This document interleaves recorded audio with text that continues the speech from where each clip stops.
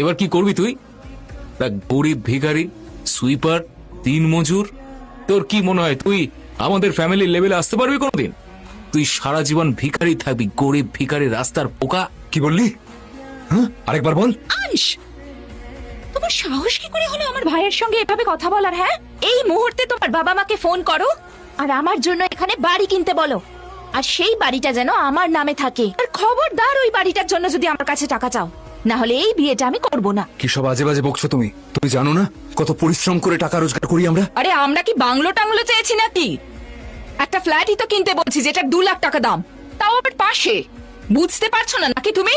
তুমি এমন বিহেভ করছো যেন আমরা বাংলো চেয়েছি। যা করার করো, রক্ত বেচো, কিডনি বেচো, কিন্তু আমাদের ওখানেই ফ্ল্যাট চাই, বুঝেছো? এবার থামুন আন্টি, আংশের কাছে এত টাকা নেই, তাও আপনি এত জোর কেন করছেন? শালিনী, তুই আমার বন্ধু, ওর পক্ষে কথা বলছিস কেন? তোর সঙ্গে ওর আবার কোনো চক্কর চলছে না তো? বাজে বকা বন্ধ করো না। এবার আমি বুঝতে পেরেছি, এত পরিশ্রম করে আমরা যে টাকাটা রোজগার করি সেসব তুমি লুট করতে চাইছো, তাই না? তুমি কি বললে? যে আমি তোমায় বিয়ে করার যোগ্য নই। এবার আমি তোমায় বলছি, আমি তোমায় বিয়ে করব না। আঞ্চ, এসব কি বাজে কথা বলছো তুমি? হ্যাঁ, এখন হঠাৎ করে আমি তোমার চোখে খারাপ হয়ে গেলাম?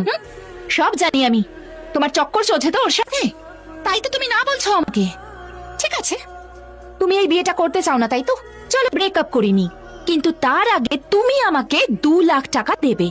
2 লাখ টাকা? কিসের জন্য? হ্যাঁ, 2 লাখ।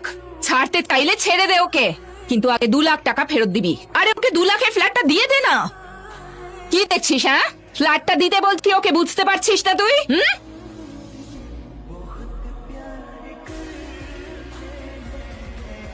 কি হচ্ছে এটা কি এখানে?